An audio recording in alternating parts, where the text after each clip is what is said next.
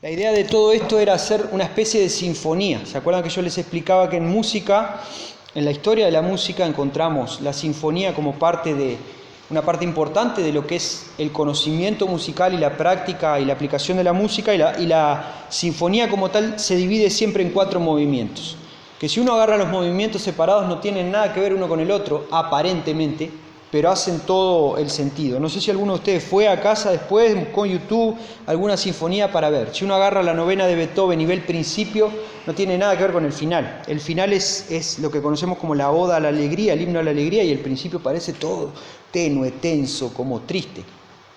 La sinfonía está dividida en 4 movimientos, y el libro de Ruth también está dividido en 4 movimientos. El primer movimiento que vimos la semana pasada es la crisis. Vimos como el escenario de la crisis gobernaban los jueces, ¿se acuerdan? No había pan, había hambre, tuvieron que salir, una familia prácticamente refugiada tuvo que salir a otro lugar a buscar comida, y allí vimos también la naturaleza de la crisis. ¿Por qué surgió la crisis? Aparte del hambre, Noemí pierde a su marido, pierde a sus hijos y no tiene nietos. En el tercer momento vimos la respuesta a esa crisis, y ahí vimos cómo Orfa decide quedarse en Moab, pero al mismo tiempo vimos cómo Ruth decide acompañar a Noemí, la respuesta a esa crisis. Y por último vimos la interpretación de esa crisis. Vimos cómo Ruth la interpretó de una manera, pero Noemí la interpretó de otra. Empezó a decir, mi nombre significa dulce, placentera, a partir de ahora llámenme Mara, amarga, porque el Todopoderoso se olvidó de mí. Y termina el capítulo 1 con un rayo de esperanza, que es donde vamos a comenzar hoy. Hoy vamos a comenzar con el segundo movimiento. Seguimos dentro de la sinfonía del libro de Ruth y vamos a ver el segundo movimiento. Cambia un poco el tono del libro, hay otras notas, es otra melodía, y hoy la vamos a ver. Te invito a abrir la Biblia en Ruth capítulo 2. Ruth capítulo 2, vamos a leer el capítulo entero. Dice, Noemí tenía un pariente de su marido, un hombre de mucha riqueza de la familia de Elimelec, el cual se llamaba Booz. Y Ruth la moabita dijo a Noemí, te ruego que me dejes ir al campo a recoger espigas en pos de aquel a cuyos ojos halle gracia. Ella le respondió, ve, hija mía. Partió pues y espigó en el campo en pos de los segadores, y fue a la parte del campo que pertenecía a Booz, que era de la familia de Elimelec. En ese momento vino Booz de Belén y dijo a los segadores, el Señor sea con ustedes. Que el Señor te bendiga, le respondieron ellos. Entonces Booz dijo a su siervo que estaba a cargo de los segadores, ¿de quién es esta joven? Y el siervo a cargo de los segadores respondió, es la joven moabita que volvió con Noemí de la tierra de Moab. Y ella me dijo, te ruego que me dejes espigar y recoger tras los segadores entre las gavillas. Y vino y ha permanecido desde la mañana hasta ahora. Solo se ha sentado en la casa por un momento. Entonces Booz dijo a Ruth, oye, hija mía, no te vayas a espigar a otro campo, tampoco pases de aquí, sino quédate con mis criadas. Fíjate en el campo donde ellas siegan y síguelas, pues he ordenado a los siervos que no te molesten. Cuando tengas sed, ve a las vasijas y bebe del agua que sacan los siervos. Ella bajó su rostro, se postró en tierra y le dijo, ¿por qué he hallado gracia ante sus ojos para que se fije en mí, siendo yo extranjera? Booz le respondió, todo lo que has hecho por tu suegra después de la muerte de tu esposo me ha sido informado en detalle, y cómo dejaste a tu padre, a tu madre y tu tierra natal y viniste a un pueblo que antes no conocías. Que el Señor recompense tu obra y que tu pago sea completo de parte del Señor, Dios de Israel, bajo cuyas alas has venido a refugiarte. Entonces ella dijo, Señor mío, he hallado gracia ante sus ojos, porque me ha consolado y en verdad ha hablado con bondad a su sierva, aunque yo no soy ni como una de sus criadas. Versículo 14. A la hora de comer, Booz le dijo a Ruth, ven acá para que comas del pan y mojes tu pedazo de pan en el vinagre. Así pues ella se sentó junto a los segadores, Booz le sirvió grano tostado y ella comió hasta saciarse y aún le sobró. Cuando ella se levantó para espigar, Booz ordenó a sus siervas y les dijo, déjenla espigar aún entre las gavillas y no la avergüencen. También sacarán a propósito para ella un poco de grano de los manojos y lo dejarán para que ella lo recoja. No la reprenda. Ruth espigó en el campo hasta el anochecer y desgranó lo que había espigado y fue como 22 litros de cebada. Ella lo tomó y fue a la ciudad, y su suegra vio lo que había recogido. Ruth sacó también lo que había sobrado después de haberse saciado y se lo dio a Noemí. Entonces su suegra le dijo: ¿dónde espigaste y dónde trabajaste hoy? Bendito sea aquel que se fijó en ti. Y ella informó a su suegra con quién había trabajado y dijo: el hombre con quien trabajé hoy se llama Booz. Noemí dijo a su nuera: sea el bendito del Señor, porque no ha rehusado su bondad ni a los vivos ni a los muertos. Le dijo también Noemí: el hombre es nuestro pariente, es uno de nuestros parientes más cercanos. Entonces Ruth la moabita dijo: además, él me dijo: debes estar cerca de mis siervos hasta que hayan terminado toda mi cosecha. Noemí dijo a Ruth su nuera: es bueno, hija mía, que salgas con sus criadas, no sea que en otro campo te maltraten. Y Ruth se quedó cerca de las criadas de Booz, espigando hasta que se acabó la cosecha de cebada y de trigo. Y ella vivía con su suegra. Capítulo 2 de Ruth. Vamos a orar. Señor, una vez más te damos gracias por este día y pedimos ahora que bendigas tu palabra, que bendigas lo que voy a decir ahora también, que uses mis palabras, que sea tu Espíritu Santo dirigiendo todo lo que diga aquí y que trabajes en cada uno de nuestros corazones. Oramos agradecidos en el nombre de Jesús. Amén. Entramos entonces al segundo movimiento de Ruth, que es un rayo de esperanza. Vamos al capítulo 1, último versículo, 22. ¿Se acuerdan que dice: y volvió Noemí y con ella su nuera Ruth la moabita, regresando así de los campos de Moab? Llegaron a Belén al comienzo de la siega de la cebada. ¿Se acuerdan que todo el capítulo 1 parece triste? Noemí pierde todo. Ruth acompaña a Noemí, pero el panorama no es muy esperanzador. Pero el último versículo del capítulo 1 es ese rayito de esperanza que está apareciendo. Llegaron en el tiempo de la cosecha, llegaron a Belén al comienzo de la siega de la cebada. Estaban volviendo después de huir por el hambre y volvían en el tiempo de la siega de la cebada. El domingo pasado vimos cómo mucha de la teología de Noemí, mucha de la forma de ver a Dios de Noemí estaba distorsionada por su amargura, por la amargura que tenía en el corazón, y fue una de las conclusiones a las que llegamos el domingo pasado, que la amargura distorsiona y nos ciega y cambia nuestra forma de ver a Dios, y tenemos que tener cuidado con eso. Sin embargo, en este rayo de esperanza vamos a empezar a ver un cambio. Hoy vamos a ver lo que pasó con Ruth y el inicio de un cambio en Noemí. Entonces, recordando algo que todavía no vimos directamente, pero lo estamos viendo indirectamente desde el capítulo 1 por el capítulo 2, en el capítulo 3 y en el 4 lo vamos a ver mejor. Dos reglas fundamentales de la ley de Moisés. El levirato, ¿se acuerdan que hablamos de eso el domingo pasado? El levirato era la ley de Moisés, que está en Deuteronomio 25, del 5 al 10. Era una disposición legal que requería que el hermano de un hombre muerto se casara con la viuda sin hijos y tuviera un hijo varón que tomara el nombre del difunto, así podía heredar la tierra que le correspondía. Y por eso que Noemí dice: no tengo hijos, ni voy a tener más hijos, ya soy vieja, aunque tuviese un hijo ahora. ¿Vas a esperar, Ruth, a que crezcan esos hijos para casarte con él?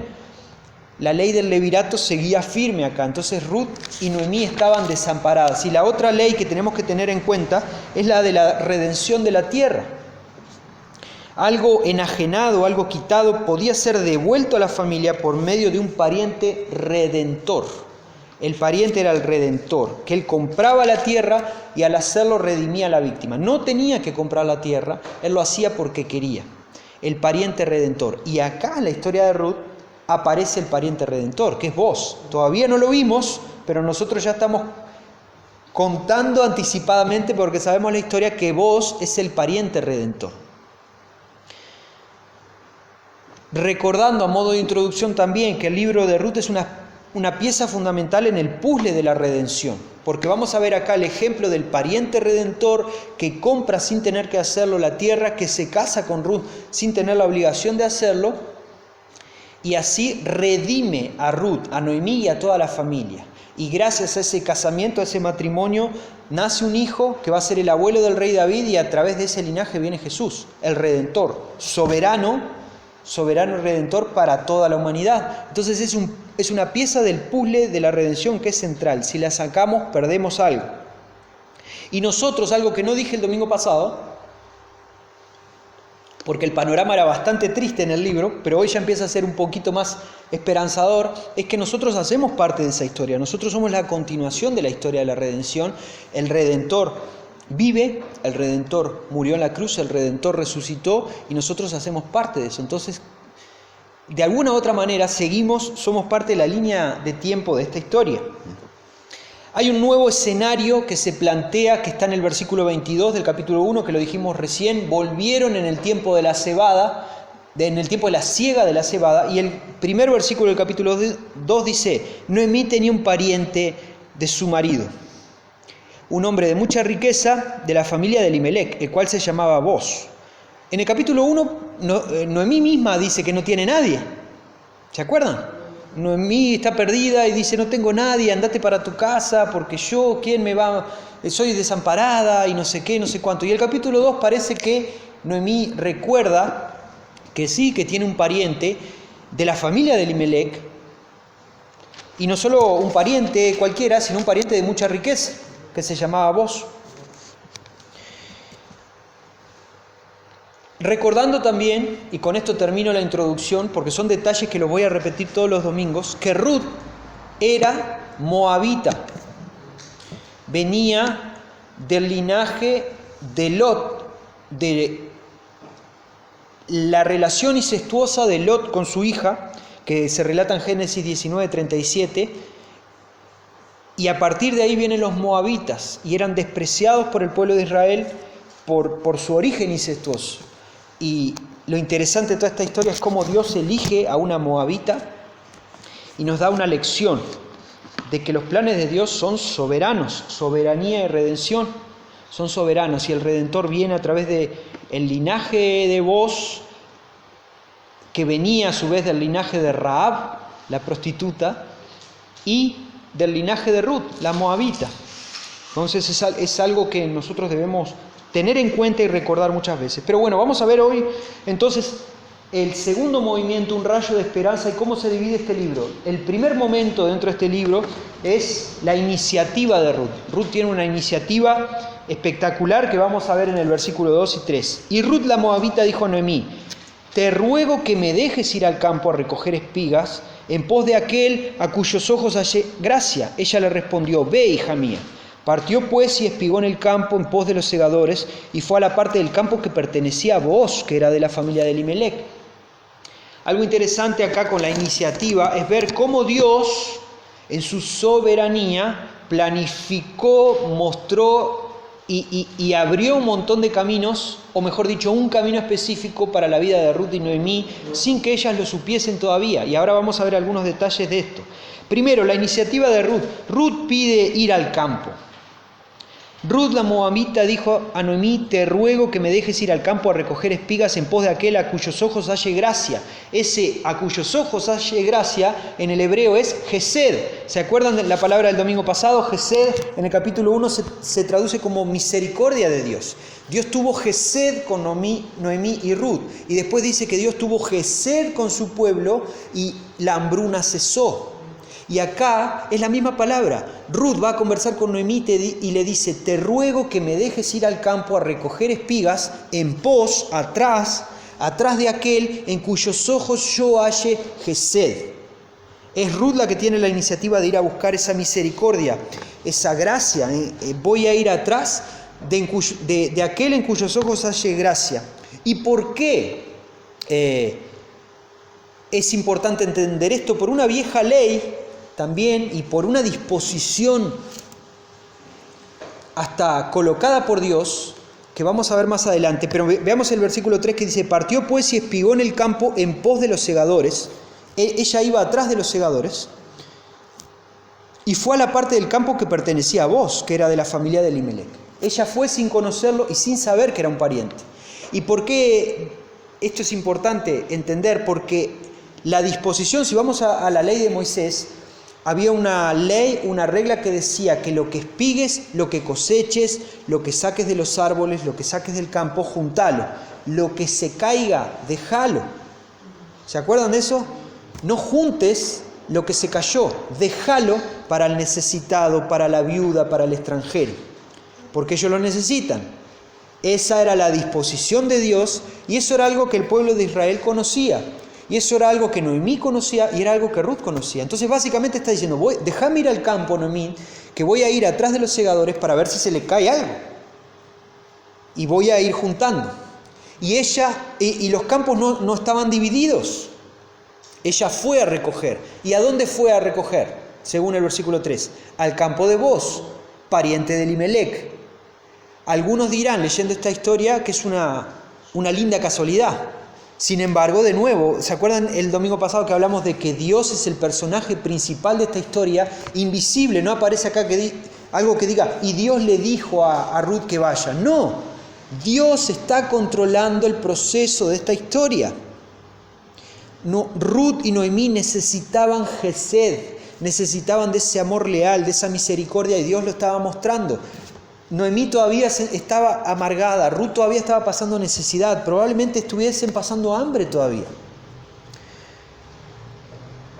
El pastor Sugel Michelén dice, hablando de Ruth, que la localización de Israel entero, del pueblo de Israel, era proposital para mostrar la Gesed de Dios hacia el pobre y hacia el extranjero. Si uno mira, ahora repito la frase por si no quedó clara, pero si uno mira los mapitas al final de la Biblia, va a ver que la localización de Israel era crucial, porque era un lugar de tránsito, de norte a sur, había dos reinos grandes, de este a oeste, era un paso entre reinos grandes, y en el medio está Israel.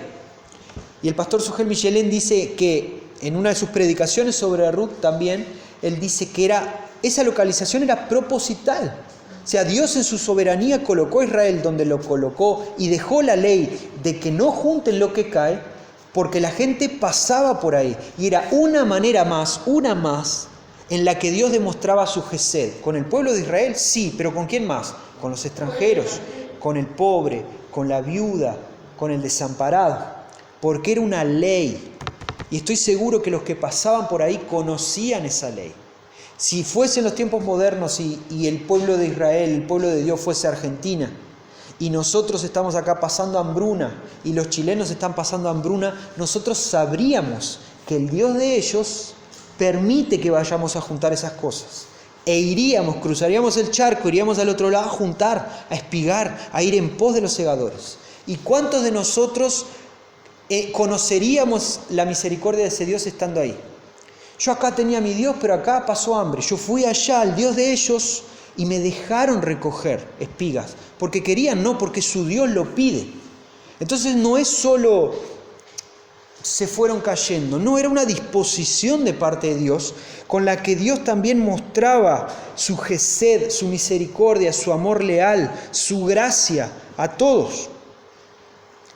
Y lo interesante, como les decía antes, que Ruth no sabía qué porción de campo le pertenecía a quién. Eso no se sabía. Hasta acá llega el campo de fulano, hasta acá llega el campo de sultano. Eso no se sabía. No existía una división clara del campo con alambrados, con cosas como existe en nuestros días, no en la época de Ruth. Entonces ella salía a espigar, a recoger espigas atrás de los segadores. ¿Y en qué campo cayó? En el que le pertenecía a Boz. ¿Conocía a Boz? No. ¿Sabía que era pariente de Elimelec? No. Dios estaba dirigiendo a Ruth, estaba dirigiendo inclusive esa iniciativa. Ruth tuvo esa iniciativa y fue a buscar en ese campo, y todo estaba siendo dirigido, todo estaba siendo guiado por Dios. Antes de seguir, simplemente para aquellos que quieran buscar en casa, la parte que yo les acabo de explicar de la disposición legal de Dios de dejar las espigas, dejar lo que caía para el extranjero, eso está en Levítico 19:9 y en Deuteronomio 24:19. Después, al final del culto, si alguien está más interesado en esto, me puede volver a pedir la cita bíblica y se la paso. Y usted va y ahí va a ver en Levítico 19:9 y en Deuteronomio 24:19, en la ley de Moisés, que dice claramente que eso tenía que ser dejado para el extranjero, para la viuda, para el desamparado. ¿Por qué? ¿Tenía una explicación? ¿Dios explicó el porqué al pueblo? Sí, porque ustedes fueron extranjeros. Ustedes pasaron por esto, entonces ahora vamos a mostrar esa gesed que yo tuve con ustedes, vamos a mostrársela a los demás también. El primer momento entonces es la iniciativa de Ruth, versículos 2 y 3. Pero el segundo momento viene del versículo 4 al 16. Leemos el versículo 4. En ese momento vino Booz de Belén y dijo a los segadores: el Señor sea con ustedes, que el Señor te bendiga. Y le respondieron, el Señor te bendiga, le respondieron ellos. Versículo 4, antes de seguir, hay algo que a mí me llama mucho la atención, mirándolo desde nuestros tiempos hacia aquellos tiempos. ¿Se dieron cuenta que Booz llega y lo primero que hace es bendecir a sus trabajadores? Los bendice, no sé, ¿alguien tiene la Reina Valera ahí? ¿Qué dice la Reina Valera? En ese momento vino Booz de Belén, ¿y qué le dijo a los segadores? Jehová sea con vosotros. Y ellos respondieron: Jehová te bendiga.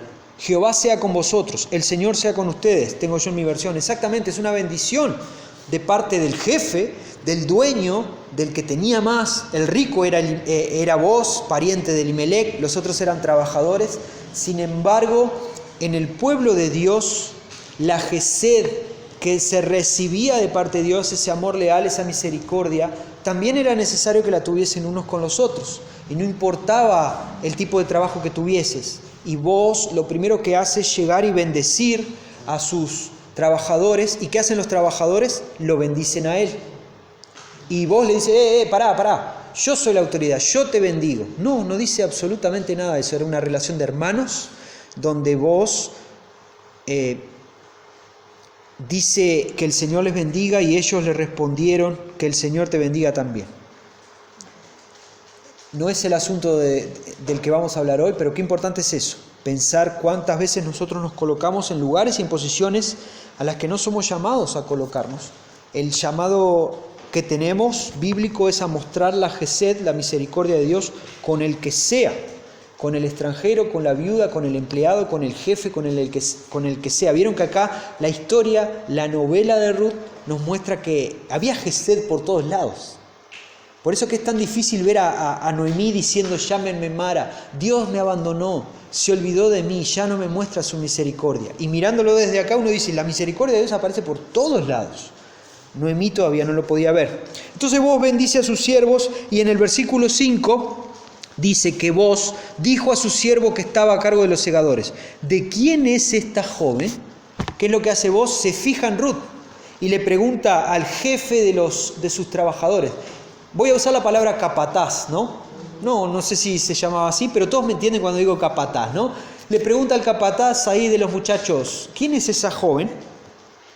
Y ahí, a partir de ahí, seguimos leyendo un poquito. El siervo a cargo de los segadores respondió: es la joven moabita que volvió con Noemí de la tierra de Moab. Y ella me dijo: te ruego que me dejes espigar y recoger tras los segadores entre las gavillas. Y vino y ha permanecido desde la mañana hasta ahora. Solo se ha sentado en la casa por un momento. La respuesta del capataz, del jefe de los trabajadores, es Ruth, la moabita. Una vez más, 8 veces se repite la moabita en este libro. Una vez más nos dejan claro que Ruth era extranjera. Y vino esta muchacha que es de la familia de Noemí, acaban de volver de Moab, vienen del extranjero, y me pidió para recoger entre las gavillas, ahí entre las bolsas que vamos juntando, me pidió para ir juntando lo que cae. Y no solo me pidió para juntar lo que cae, sino que ha estado trabajando desde la mañana hasta ahora. Solo se ha sentado en la casa por un momento. Vieron, Ruth se estaba tomando en serio lo que estaba haciendo, ¿no? Se ve que el sufrimiento había sido grande, porque no descansó ni un momento, aprovechando esa disposición, esa misericordia que los empleados de Booz habían mostrado. Ella va y junta. Le dijeron: sí, anda a juntar, y ella fue y juntó, y solo descansó en la casa por un momento. ¿Y qué pasa después? Viene a partir del versículo 6 en delante, del 6 al 16, es un encuentro, es el encuentro entre Booz y Ruth. Se van a conocer ahora. Y antes de que leamos sobre este encuentro, quiero que vuelvas a repasar conmigo la historia. Si este encuentro no hubiese sucedido, no hubiese nacido Obed, no hubiese nacido el rey David, el linaje del Redentor, Jesús. Este es un encuentro que cambia el curso de la historia. Hay un antes y un después de este encuentro. Entonces, ¿Se acuerdan que les dije el domingo pasado, Ruth no es una historia romántica solamente? No se trata de eso solamente. Se trata del encuentro providencial, de la divina providencia, dirigido y orquestado por la soberanía de Dios, mostrándole a Ruth, a Noemí, que había un redentor de la tierra que iba a aparecer ahí. Y delante de todo eso, este encuentro es providencial. Ya conocemos el final de la historia.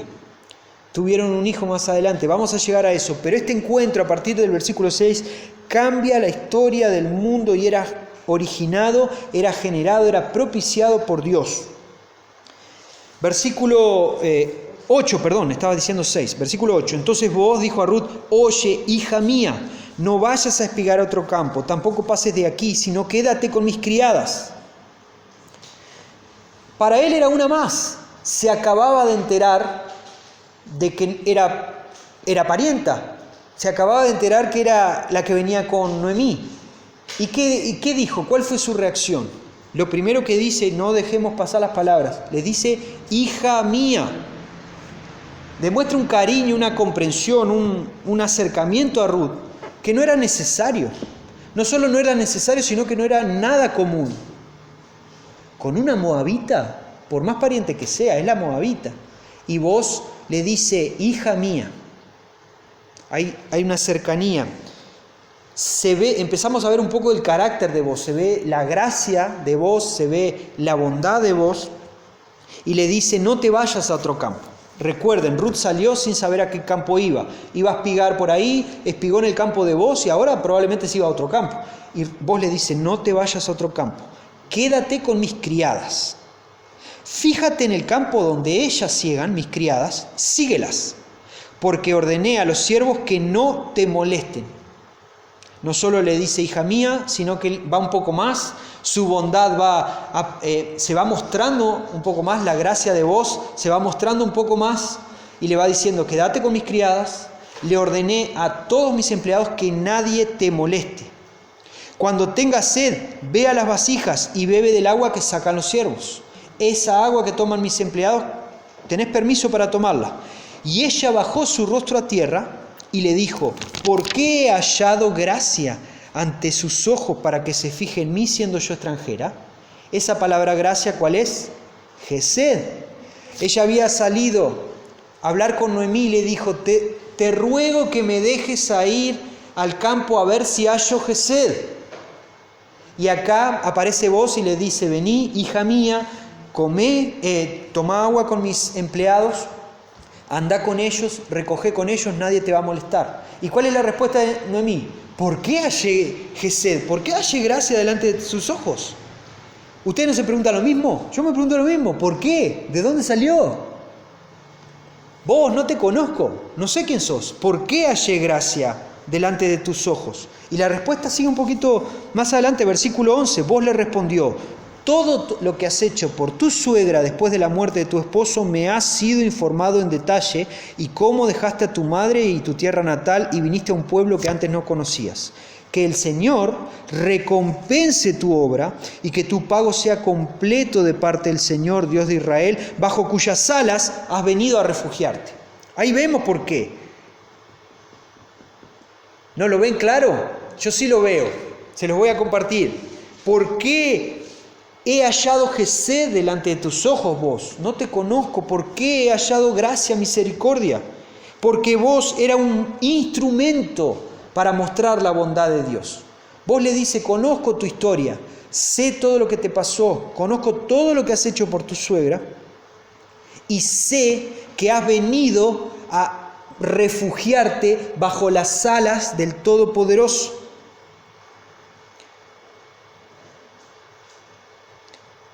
El Señor, Dios de Israel, tiene esas alas protectoras y sé, Ruth, que has venido a refugiarte bajo esas alas.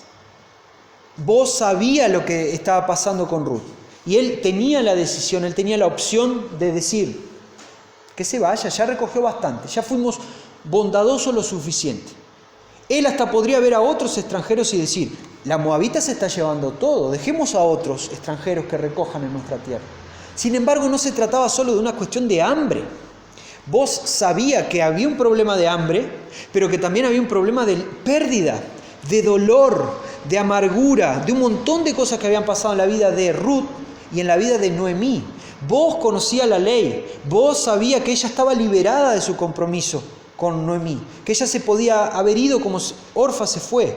Y vos mirabas la historia y decías, qué interesante, qué importante, yo sé todo lo que hiciste por tu suegra sin tener que hacerlo. Yo sé toda la gesed que le mostraste a tu suegra sin tener que hacerlo. Entonces vos me preguntás a mí, ¿por qué hallaste gracia ante mis ojos? Porque yo, vos, soy un instrumento para que encuentres refugio bajo las alas del Todopoderoso. No lo dijo así, yo se lo estoy diciendo así, pero eso vos era, sin saberlo, tal vez sin creerlo, sin conocerlo, él estaba siendo dirigido por la soberanía de Dios. Una vez más aparece la soberanía de Dios, una vez más aparece la divina providencia de Dios, proveyendo lo necesario para Ruth. ¿Qué necesitaba Ruth? Comida. ¿Y qué necesitaba Ruth? ¿Qué salió a buscar? Gesed, amor leal, misericordia, gracia. ¿Y qué halló en el campo de Bos? Comida. ¿Y qué halló en el campo de Bos? Gracia, gesed, amor leal.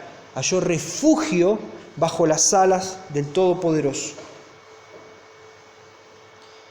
John Piper, varios de ustedes lo conocen, es un autor que me gusta a mí bastante sus libros. Tiene un libro específicamente sobre Ruth, está solo en inglés, no está en español.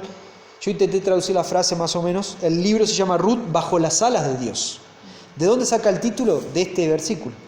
Porque vos le dice, viniste a refugiarte bajo las alas del Todopoderoso, dice alguna versión, otras dicen bajo las alas del Señor tu Dios. Y John Piper dice que Ruth era una especie de aguilucho que estaba buscando refugio.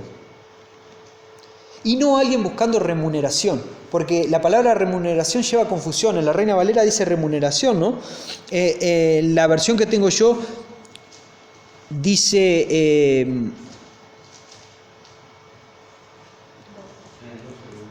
en el 12, que el Señor recompense tu obra.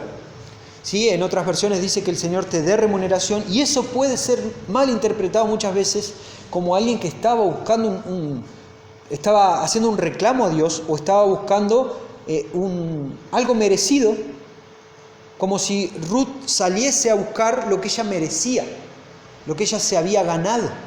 Y la historia, cuando la vemos en el contexto, se dan cuenta que no es así, ¿verdad? Ruth no estaba buscando nada que se haya ganado. Ruth estaba desesperada por hallar misericordia. Entonces la imagen no es de alguien que está buscando una remuneración, un trabajador. Los trabajadores de Bos eran otros.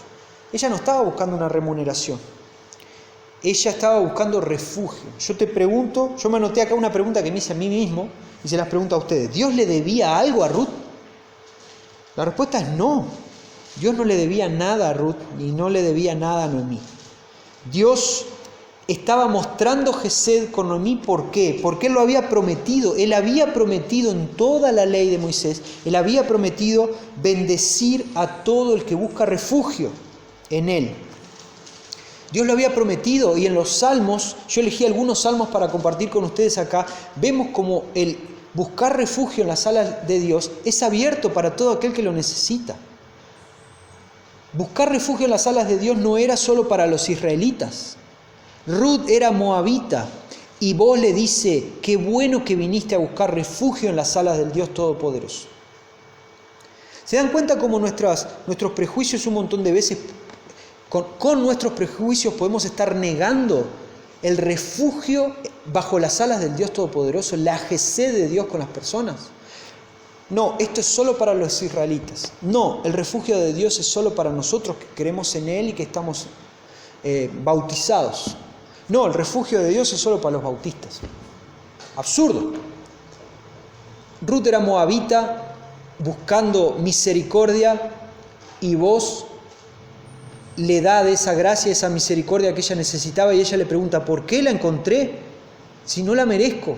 Y Bos le responde, la encontraste primero porque conozco toda tu historia, y segundo, porque viniste a buscarla donde tenías que buscarla. ¿Con vos? No, bajo las alas del Todopoderoso. Dios no le debía nada a Ruth, Dios no le debía nada a Noemí, sin embargo las bendijo. ¿Por qué? Porque Él es fiel a su propio nombre y en toda la ley y en los salmos está prometido, y en el Nuevo Testamento ni que hablar, pero estamos hablando acá de esta parte de la historia, había prometido bendecir, cuidar, proteger a todo aquel que buscaba refugio en Él. Y Ruth y Noemí estaban buscando refugio en Dios, por eso que Dios estaba mostrando Gesed. En este segundo momento vemos la bondad de Boaz, hemos visto cómo Boaz es bondadoso, pero también hemos visto el refugio en Dios. Está la bondad de Boaz, pero la bondad de Boaz es un instrumento para mostrar el refugio de Dios. Es más importante el refugio de Dios. Dios podría haber mostrado ese refugio, esa Gesed, esa misericordia de muchas maneras. La mostró a través de la bondad de Boaz. Separé algunos salmos, no tienen que buscarlo. El Señor será también baluarte para el oprimido, baluarte en tiempo de angustia. ¿Sí? El Señor es ese refugio, ese baluarte, esa roca para el oprimido que está en tiempo de angustia. Salmo 9:9. En Dios descansan mi salvación y mi gloria, la roca de mi fortaleza. Mi refugio está en Dios. Salmo 62:7. Con sus plumas te cubre, bajo sus alas hallas refugio. Escudo y baluarte es su fidelidad. Salmo 91:4. De todo lo que estuvimos hablando recién, estuvimos hablando de refugio, estuvimos hablando de las alas, estuvimos hablando de baluarte, estuvimos hablando de la fidelidad de Dios. El Salmo 91:4 dice eso. El Señor favorece a los que le temen, a los que esperan en su Gesed. Salmo 147:11. Al que espera en su Gesed, ¿le suena a alguien? Ruth estaba esperando la Gesed de Dios. Al que espera su misericordia, la gracia de Dios, el Señor le favorece. Porque no está esperando una recompensa, no está esperando una remuneración. Muchos hoy en día dicen, ¿por qué Dios no me da lo que me merezco? Si yo soy bueno. La Biblia no dice que va a recompensar al que cree que es bueno. La Biblia dice que Dios va a favorecer, a recompensar al que espera la misericordia de Dios bajo sus alas, refugiándose en Dios. Ruth ¿será que Ruth no era oprimida? ¿Será que Ruth no era alguien que había perdido cierta parte de su fortaleza? ¿Será que Ruth no estaba desesperada por algunas cosas? Claro que sí. Recuerden lo que dice el versículo 11, vos recordando lo que había pasado con Ruth. Ruth dejó el refugio de su casa, el refugio de su familia, pero fue a buscar refugio en Dios. Entonces acá nuestros conceptos, por muy lindos que puedan ser, no son la respuesta que solo el refugio de Dios puede dar. Dicho de otra manera, cambiado a pregunta en vez de a una afirmación. ¿Cuál es tu refugio habitual en el día a día? ¿En qué te refugias? ¿Sí? Y yo sé que todos los que estamos acá somos cristianos y nuestra respuesta más clara puede ser en la palabra del Señor, me refugio en el Dios de mi salvación. Sí, seguro, siempre. ¿Por qué? Ruth se refugiaba, fue a buscar refugio, y vos también estabas buscando refugio. Vos estabas refugiado bajo la sala de Dios, y acá vos era un instrumento para eso. Dicho de otra manera, ¿cuántas personas por ahí pueden estar buscando refugio en Dios? ¿Y cuál es nuestra respuesta? Ellos son Ruth, la moabita, y nosotros somos vos. Y la Gesed y el refugio de Dios se manifiestan de la forma que Dios quiera. Pero ¿te pusiste a pensar que nosotros podemos ser el refugio, podemos ser el instrumento para que una persona halle refugio en las manos de Dios? Es parte de nuestra responsabilidad cristiana y a veces lo dejamos de lado. Y llevado ya a un momento más personal, ¿en qué buscas refugio? ¿En qué buscas refugio? Porque Dios promete bendecir, cuidar al que busca refugio bajo sus alas, que entiende que está desamparado y necesita el refugio que solo Dios puede dar. La bondad de Dios y el refugio en Dios lo vemos hasta el versículo 16. Hemos leído entonces hasta el versículo 12. Entonces ella dijo, Señor mío, he hallado gracia, Gesed, ante tus ojos. Me has consolado y has hablado con bondad aquí a tu sierva. aunque yo no soy ni como una de tus criadas. Pregunta, ¿por qué hallé gracia? Vos le responde, porque estás buscando refugio en Dios. Y ella no necesita más explicaciones, Ruth ya lo entiende. Hallé gracia ante tus ojos, hallé gesed ante tus ojos. ¿Y por qué? Porque me consolaste, hablaste con bondad y yo no me trataste de manera diferente. Ven, acá tenemos 3 cositas que nos muestran cómo nosotros somos un instrumento para mostrarle a los demás el refugio en Dios, cómo somos un instrumento para mostrar la gesed, la misericordia, la gracia y el amor leal de Dios. Primero, me has consolado. El consuelo, fundamental. ¿Cómo es eso en tu vida? Cuando necesitas consuelo, ¿a dónde lo vas a buscar? Cuando alguien necesita consuelo, ¿cómo se lo das? Segundo, has hablado con bondad a tu sierva. ¿Cómo es eso en tu vida y en la vida de los demás? Y tercero, aunque yo no soy ni como una de tus criadas, ¿cómo es nuestro esquema, nuestra lista de diferenciaciones, de diferencias? Con este sí porque no sé qué, con aquel no porque no sé cuánto. Noemí dice, yo sé que tú eres un instrumento para que yo disfrute del refugio de Dios por 3 cosas, porque me consolaste, porque me hablaste con bondad y porque no me trataste diferente. Y por eso yo veo la gesed de Dios. Eso se ve. ¿Sí? Ya hemos discutido de esto.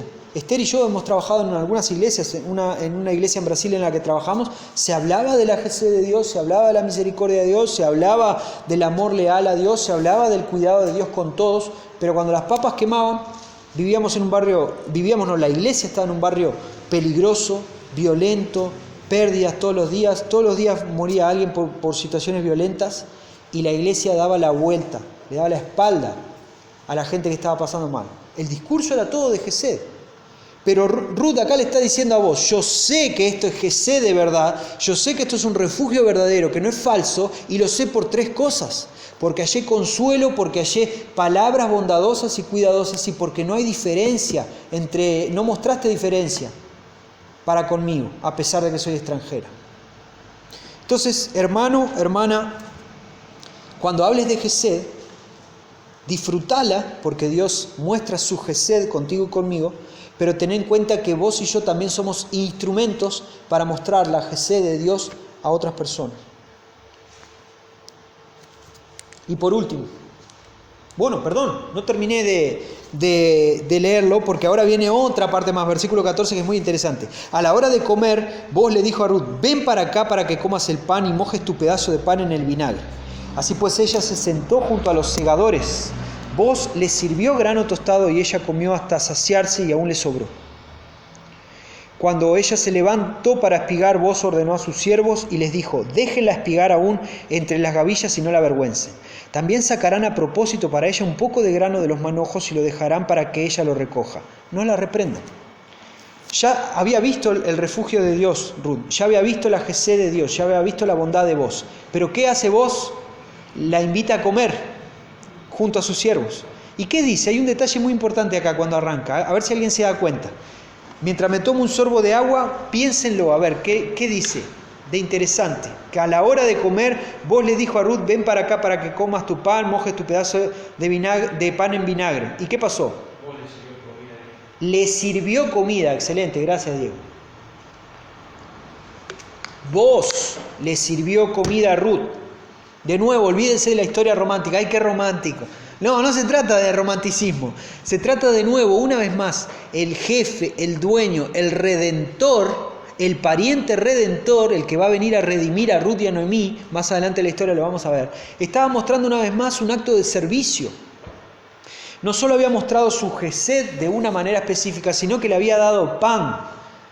Se sentó a comer y le sirvió grano tostado. Y ella comió hasta saciarse y le sobró. ¿Y qué más? ¿Termina ahí la historia? No. Volvieron a espigar, estaban descansando, y vos llama a los siervos y les dice, déjenla espigar donde quiera.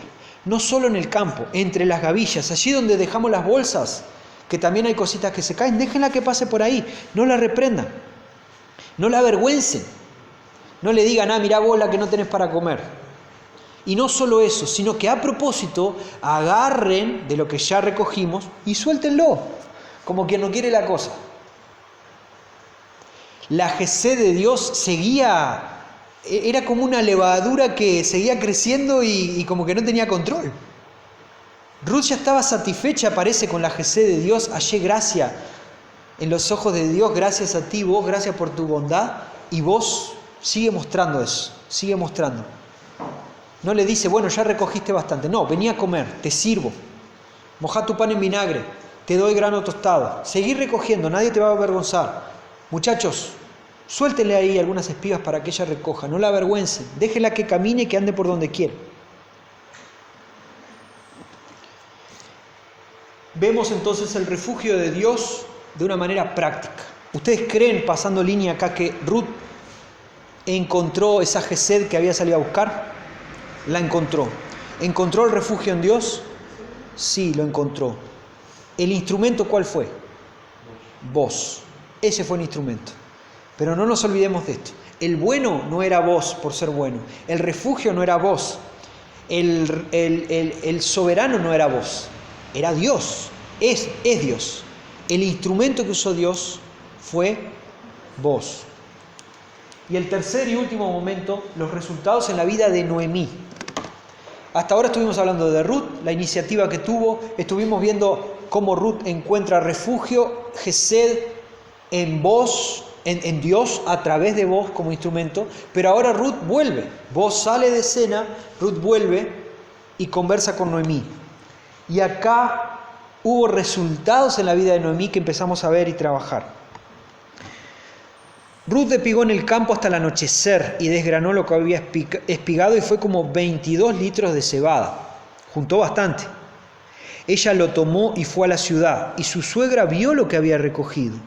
Ruth sacó también lo que le había sobrado después de haberse saciado y se lo dio a Noemí. O sea, también llevó las sobras de la comida. Su suegra le dijo, ¿dónde espigaste y dónde trabajaste hoy? Bendito sea aquel que se fijó en ti. Bendito sea, no lo conozco, no sé quién es, todavía no me respondiste, pero lo bendigo. Lo bendigo porque respondió a la ley de Moisés, respondió a lo que Dios quiere. Dejó a una extranjera espigar y volviste con 22 litros de cebada y con las sobras de la comida. ¿Quién es esta persona?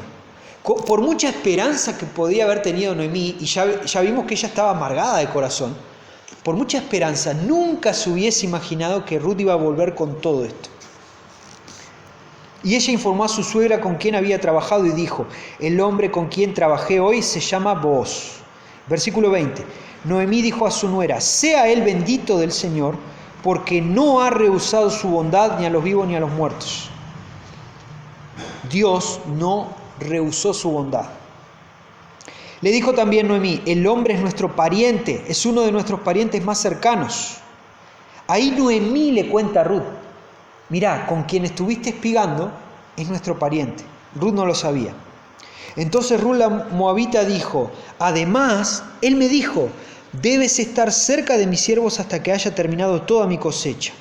O sea, no solo me dejó espigar hoy, mañana puedo volver hasta que termine la cosecha. Noemí dijo a Ruth su nuera, es bueno, hija mía, que salgas con sus criadas, no sea que en otro campo te maltrate. Y Ruth se quedó cerca de las criadas de Booz espigando hasta que se acabó la cosecha de cebada y de trigo, y ella vivía con su suegra. ¿Sí? ¿Qué pasa acá? Ruth viene, cuenta la historia y hay algunos cambios en la vida de Noemí. Primero, Noemí agradece a Dios. ¿Vieron lo primero que dice? Bendito sea el Dios que no se olvidó. Esta misma Noemí es la que en el final del capítulo anterior acababa de decir, Dios se olvidó de mí, me desamparó el Todopoderoso, se olvidó, ya me amarga, ya no soy dulce. De nuevo, ¿se acuerdan cómo la amargura cegaba y cambiaba nuestra forma de ver a Dios? Acá Noemí está viendo la bondad de Dios y su forma de pensar ya cambia de nuevo. Agradece a Dios. Ella pasa de la desesperación, Noemí estaba como desesperada en el capítulo 1, a ser una persona esperanzosa y ya haciendo planes. Vieron que dice, ok, mañana tenés que ir a trabajar, pero volvé a trabajar ahí, no sea que vayas a otro lugar y te maltrate. Andá, volvé a ese lugar. Estaba como contenta, como animada. Y acá, ¿cómo pensamos nosotros en esto para nuestras vidas? Nosotros debemos pensar, poniéndonos en el lugar de Noemí ahora, debemos recordar que la bondad de Dios es inmerecida en nuestras vidas, pero es siempre presente. Noemí se había olvidado de eso. Noemí había hecho una separación, un divorcio entre la soberanía de Dios y la misericordia de Dios. Y es algo que nosotros debemos recordar. Dios es soberano, sigue siendo soberano, Él dirige nuestros caminos y Él es misericordioso con nosotros. A veces las cosas van bien, a veces las cosas van mal, pero no somos nadie y no tenemos ninguna base bíblica para divorciar eso. Entonces, ¿a qué me refiero? Dios es misericordioso conmigo, Él es soberano. Si Dios se olvida de la misericordia, a nuestros ojos, ¿no? Dios dejó de ser misericordioso, entonces Él se olvidó de mí, no dirige mis pasos. Eso le había pasado a Noemí. Y nosotros debemos recordar que la bondad inmerecida de Dios está presente en nuestras vidas permanentemente. Y acá me anoté una frase que se las voy a leer textual, porque más o menos fue la mejor forma que encontré para escribirla. Satanás hará todo lo que tiene a su alcance para que nosotros perdamos de vista que Dios es bueno y misericordioso. ¿Y por qué decís eso? ¿Qué ejemplo se te viene a la mente? Comenzando con el de Adán y Eva, todos. Fíjense cuando Satanás se relaciona, conversa, habla con el ser humano, en los ejemplos bíblicos, o cuando pasan cosas que la Biblia te define que fue Satanás que las hizo.